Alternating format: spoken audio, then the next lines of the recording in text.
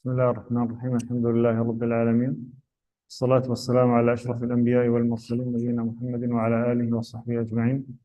أما بعد, inshallah, to continue to read in the book of Jami' al-Ulum wal-Hikam in the 50 hadith that were gathered by Imam Ibn Rajab al-Hanbali rahimahullah when he brought some of the comprehensive hadith in our deen. We covered the first two hadith and the first hadith today that we will start with, inshallah, and it's not a very long chapter, so maybe we can try to cover it. The hadith that is known to all of us, but then, we'll see what the ulama say and things that we can extract and things that can, by the will of Allah subhanahu wa ta'ala, improve the way we worship Him subhanahu wa ta'ala. The hadith, like I said, is a hadith that is taught to the kids when they are like very small. Right? The hadith of Abdullah bin Umar bin Khattab رضي الله عنهما قال: سمعت رسول الله صلى الله عليه وسلم يقول: بني الإسلام على خمس، شهادة أن لا إله إلا الله وأن محمدا عبده ورسوله، وإقام الصلاة وإيتاء الزكاة وحج البيت وصوم رمضان. رواه البخاري ومسلم. يقول هذا الحديث خرجاه في الصحيحين، صحيح البخاري وصحيح مسلم. So on the authority of Abdullah bin Umar bin Khattab, may Allah subhanahu wa ta'ala be pleased with him and his father.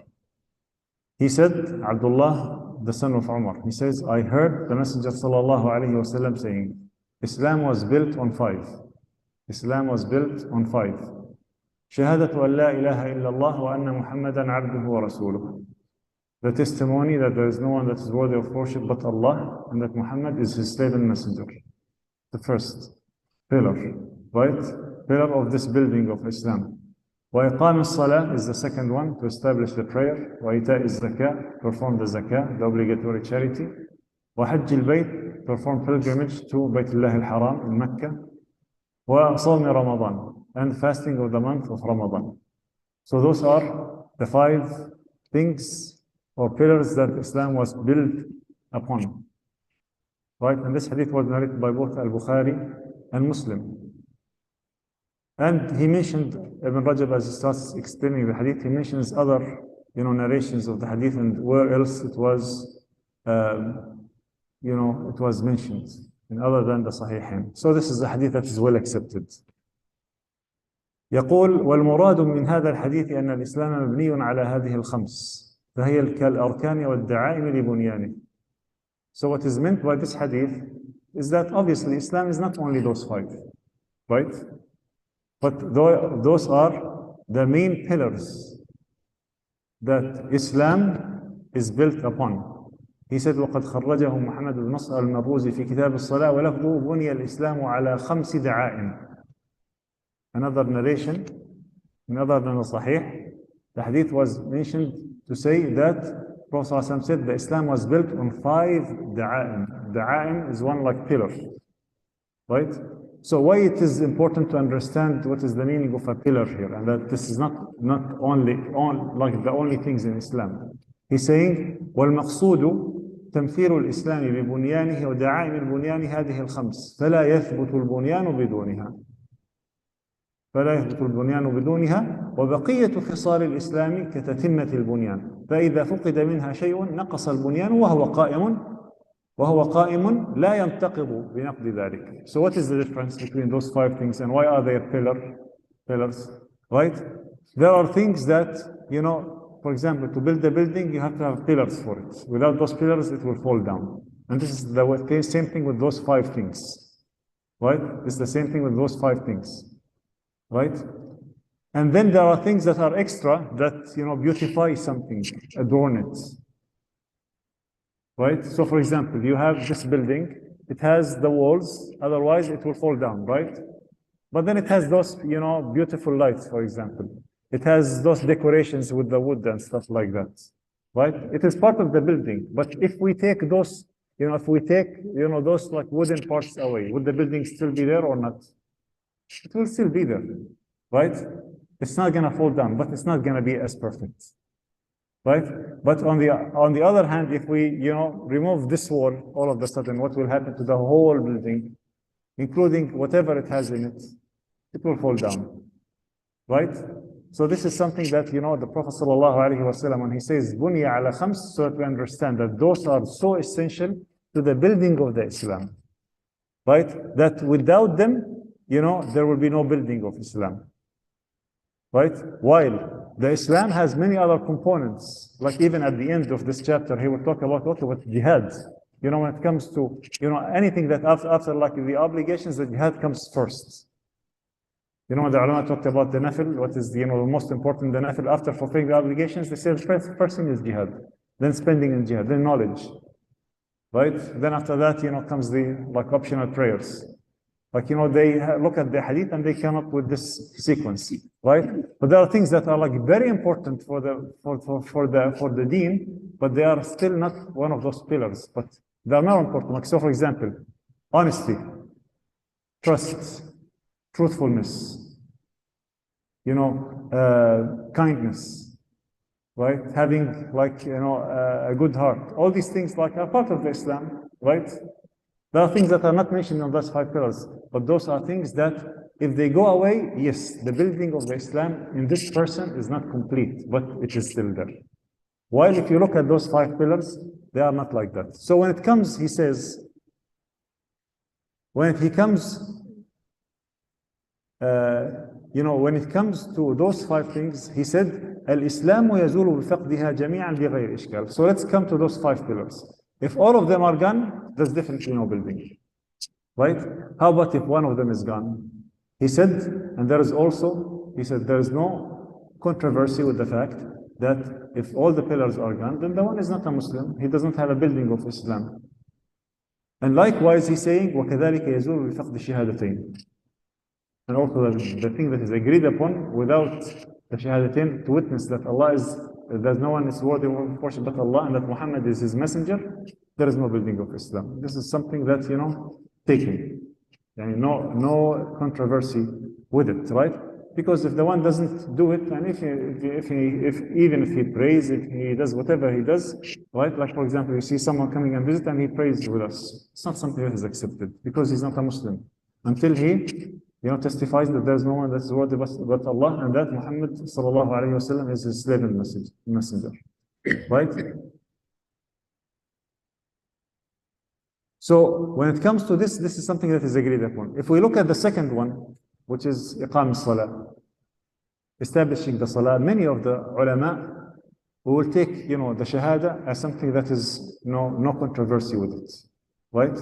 And then we'll take the salah with a strong controversy with it, and then the rest of them, and we'll see what the Sahaba and the Tabi'in understood, from those being pillars. So the Shahadatain is clear.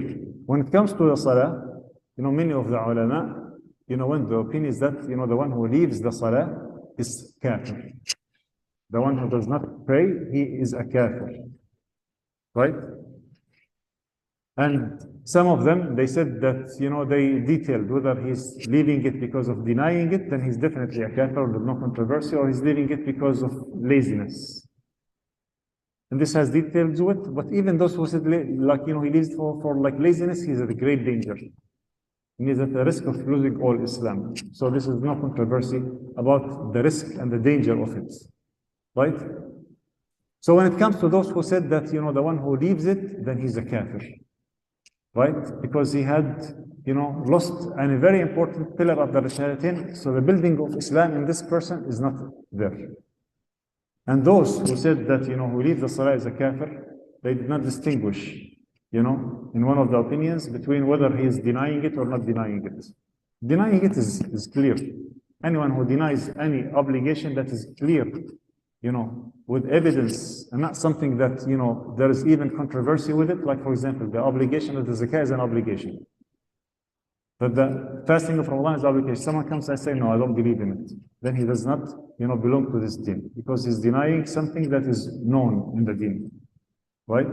Not something that can be hidden. It's not like, he doesn't know that this transaction is haram or halal. No, something that is obvious to anyone in this deen, whether he is someone who has like a lot of knowledge or very little knowledge, right? So for those who said that he is the one who leaves the salah is kafir regardless, they had evidences that they took. And I will mention some of them because he mentioned many of them. For example, the Prophet sallallahu alaihi wasallam said in one of the hadith, and those are the hadith that he mentioned here. Some of them are more authentic than the other. But for example, عن جابر عن النبي صلى الله عليه وسلم قال بين الرجل وبين الشرك والكفر ترك الصلاة. That Prophet صلى الله عليه وسلم said between the man and shirk or kufr is leaving the salah. In another hadith, the Prophet صلى الله عليه وسلم said لا تترك الصلاة متعمدا فمن تركها متعمدا فقد خرج من الملة. Don't leave the salah intentionally, because the one who leaves it intentionally, then he had left this way, meaning the deen of Islam. And in another hadith, like narrated by Abdullah bin Shaqiq, he says كان أصحاب رسول الله صلى الله عليه وسلم لا يرون من الأعمال شيئا تركه كفر غير الصلاة. That he's saying, narrating about his observation with the Sahaba of the Prophet sallallahu alaihi wasallam. He lived with them and he witnessed them, and he said the Sahaba, the companions of the Prophet sallallahu alaihi wasallam, did not see something leaving it a kufr but salah, meaning that they believed that leaving the salah is kufr. And Ayyub al-Sukhtiyani, one of the non-tabi'in, he said ترك الصلاة ترك الصلاة كفر لا يختلف فيه. So this was the opinion of the tabi'in as well, that the one who leaves the salah is someone who is a kafir, right? So this is like some of the narrations that those who base their opinion upon, that the one who leaves the salah, whether he leaves it because he is lazy or whether he's denying it, he's a kafir. And like we said, the other opinion is that the one who leaves it out of denial, then he's definitely a kafir. And the one who leaves it out of laziness, but he's not denying it, this is where the controversy is. But even those who said that he's not kafir, they definitely said that he had a great danger. And because he's leaving, the most important pillar, in this deen after the shahadatin. But what about the others? The other pillars. When we talk about, the siyam, the hajj, and giving the zakah. It was the opinion of a group of the companions of the Prophet sallallahu alaihi wasallam that they did not distinguish between the salah and the other pillars. And this is an opinion, right? I'm not saying that it is necessarily the right opinion, right, or the incorrect opinion. I'm just saying that I'm narrating what he's narrating here as some of the opinions of the Sahaba of the Prophet sallallahu alaihi wasallam. So, for example, Umar ibn Khattab, for those who did not perform Hajj, he made them pay jizya. And jizya is paid by the non-Muslims. Right? وَقَالْ لَيْسُوا مُسْلِمِينَ. And he said they are not Muslims. وعن ابن مسعود أن تارك الزكاة ليس بمسلم. The one who leaves giving the zakah, he's not a Muslim. This is the opinion of Abdullah bin Mas'ud. We're not talking about, even a alim, coming after them and saying, these are the Sahaba that learned directly from the Prophet sallallahu alayhi wa sallam.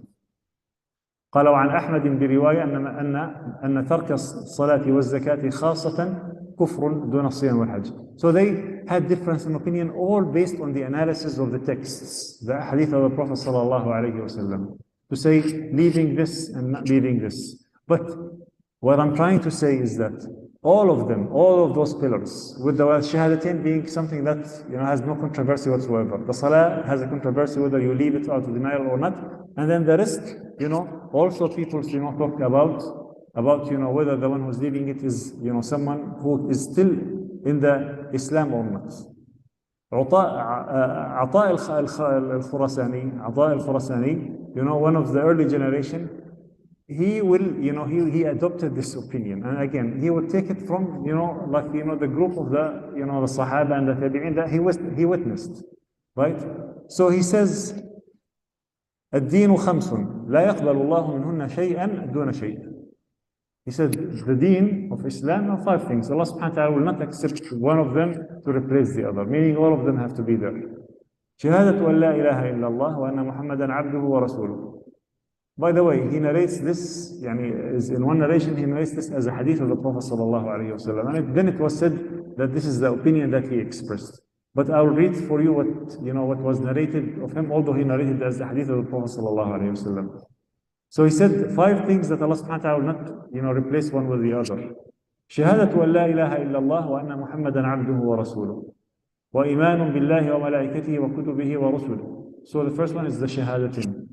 And then to believe in Allah, His angels, His books and His messengers. وبالجنة والنار. And you have to believe in Jannah and Nar. You have to believe in them. والحياة بعد الموت. And that there is life after death. You have to believe in that. قال هذه واحدة والصلوات الخمس عمود الدين لا يقبل الله الإيمان إلا بالصلاة. See, he starts talking about the shahadatain with the pillars of the belief. Believing in Allah, etc. The last day, life after death, the Jannah and the Nar, this is one. And then he said, then the Salah. The Salah, he said it is the main pillar in the deen. Allah subhanahu wa ta'ala will not accept the Iman with the shahadatain unless you perform the Salah. Then he said, وَالزَّكَاةُ طَهُورٌ مِّنَ الذُّنُوبِ. And the zakah is a purifier from the sins. Then he said, وَلَا يَقْبَلُ اللَّهُ الْإِيمَانَ وَلَا الصَّلَاةَ إِلَّا بِالزَّكَاةِ. And Allah subhanahu wa ta'ala will not accept the Iman, including the shahadatain, and the salah, unless you pay the zakah. See how he's building one on the other? Right? So for now, if the zakah is not there, then the salah is not accepted, the shahadatain is not accepted. Then he said, ثم جاء رمضان. قال فمن فعل هؤلاء. So whoever does this, he makes the shahada and he has the belief, and he prays, and he gives the zakah.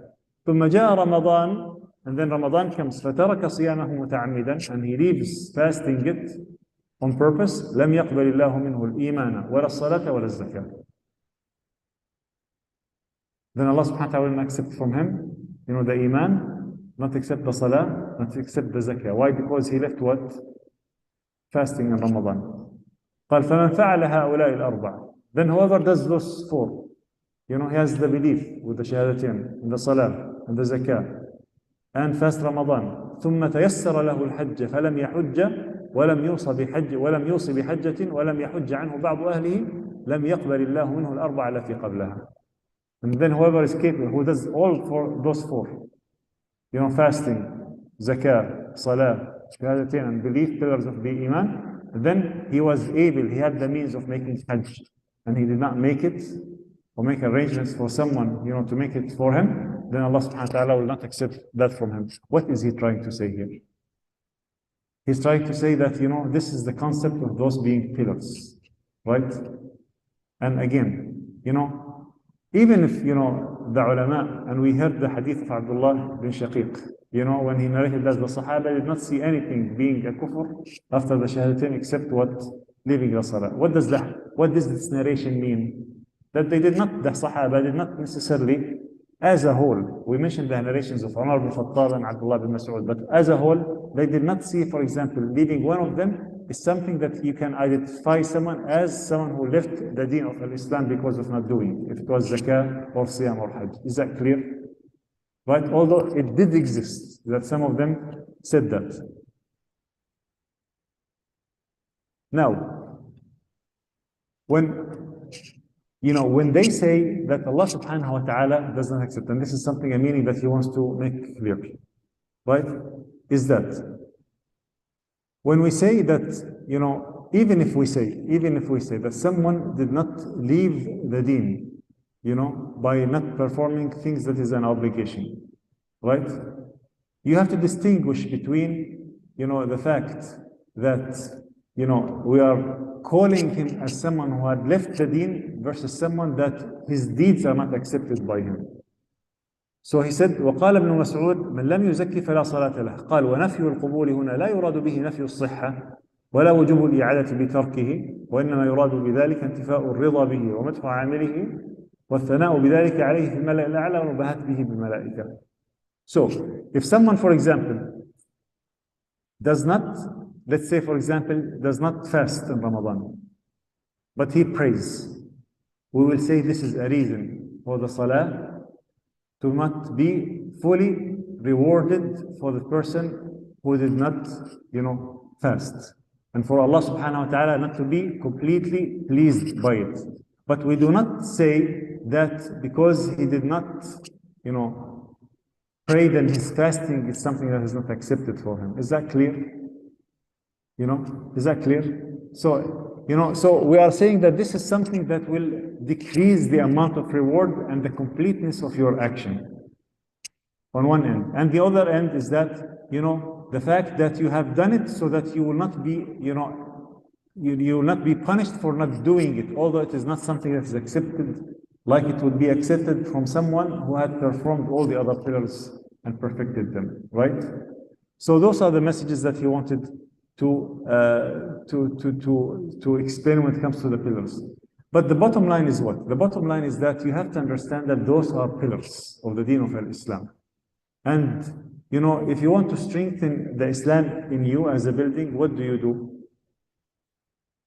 You have to strengthen those pillars and make sure that you perfect them the best way possible. And this makes sense because if you want to build a building that would stay and not be affected by wind or weather or something like that, it would be foolish to have very weak foundation to this building and then go to the inside and bring all types of adornments and stuff like that and put wood and all these things when what will happen is that this building is soon going to be collapsed because it's not strong. What makes sense is that for you to have the perfect building of Islam in you is that you strengthen those pillars to the best possible. You perfect them. You don't have any deficiency in them. So when it comes to La ilaha illallah Muhammadur Rasulullah, you practice the meaning of La ilaha illallah Muhammadur Rasulullah. Right? And if you say La ilaha illallah, then you have to, act by that. Muhammadun Rasulullah. You don't hear something that the Prophet ﷺ said and you just decide not to do it. This is the way you perfect La ilaha illallah Muhammadun Rasulullah. Then you establish the prayer the best way possible. Right? And the best way to do it is to do it in congregation in the masjid. And then if you have reasons of, distract you and not have the khushu', you eliminate them as much as possible. Right? As you do that, you are strengthening your building of Islam. Right? And then likewise, when it comes to the zakah, doing it in time, giving it from the best of the wealth that you have, the fasting, when it comes to, protecting your day of fasting. Right? And not decreasing your reward as you are doing, sinful acts during the day of fasting when you are fasting. Likewise with the hajj, to be it from pure, money, to do it in time and not delay it. When you go there, not be distracted, to protect it from talking nonsense, being angry, something like that, so that you would have perfected those 5 pillars. And then you can, this building, now that you have, performed very well, you have established very strongly, you can beautify it by acquiring knowledge, learn more Quran, recite more Quran, right? Be in the first row, do extra prayers, do Qiyamul Layl, give extra charity. All these things, all those things will adorn this Islam in you, right? Because it's all from Islam. But the pillars come first, right? And this is the correct understanding, right? So you will find sometimes people, they have deficiency. Maybe they don't even come to the masjid. Allah knows, may Allah subhanahu wa ta'ala, our good expectation, our brothers and sisters that they pray in time, all these things. Maybe someone doesn't pray, but he wants to make up. See, I'm just trying to give you a way of thinking. He's trying to make up for the fact that he does not, for example, give hijab to his wife or his daughter, or he doesn't pray all the time, by the fact that in Ramadan he wants to give a lot of charity. What do we say to this example? We say that you did not understand the hadith of Bunya al-Islam al-Khams very correctly, right? Because you cannot make up for big deficiency in the pillars, right? By doing extra from something that is voluntary. Is that clear? And this is, this is a strong meaning of the hadith when it comes to the fact that this is the building of the Islam, and those are the pillars of the building of the Islam. If you do the pillars very well, then yes, if you come and you give charity more than anyone else, then yes, you have surpassed even more and more. But you cannot make up for the pillars by giving extra with something else when you have not fulfilled the pillars. Is that clear? You know, this is something that is very important, you know, for us to understand.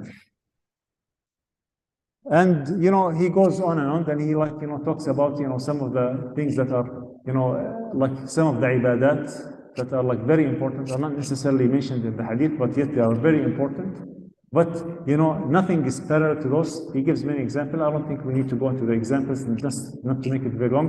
But the message is, like we said, is that, you know, everything that comes after those 5 pillars. And if you want to go and search, find the cracks that you have in your building of Islam, in those pillars, make it stronger. And after that, you know, if you do that, and if you show Allah subhanahu wa ta'ala sincerity, and you want to exceed, Allah subhanahu wa ta'ala will help you with that. We ask Allah subhanahu wa ta'ala to make us among those who listen to the speech and follow to the best of it. We ask Allah subhanahu wa ta'ala to make it easy for us and for our brothers and sisters everywhere. We ask Allah subhanahu wa ta'ala to teach us the beneficial knowledge, and to make us among those who would act by the knowledge that they learn. اللهم اغفر لنا ذنوبنا واسرافنا في امرنا وثبت اقدامنا وانصرنا على القوم الكافرين. اللهم اقسم لنا من خشيتك ما تحول به بيننا وبين معصيتك، ومن طاعتك ما تبلغنا به جنتك، ومن اليقين ما تهون به علينا مصائب الدنيا، ومتعنا اللهم باسماعنا وابصارنا وقواتنا ابدا ما ابقيتنا، واجعله الوارث منا، واجعل ثارنا على من ظلمنا، وانصرنا على من عادانا، ولا تجعل مصيبتنا في ديننا، ولا تجعل الدنيا اكبر همنا ولا مبلغ علمنا ولا إلى النار مصيرنا، ولا تسلط علينا بذنوبنا من لا يخافك فينا ولا يرحمنا. وآخر دعوانا أن الحمد لله رب العالمين، صلى الله وسلم وبارك على عبده ورسوله محمد وعلى آله وصحبه.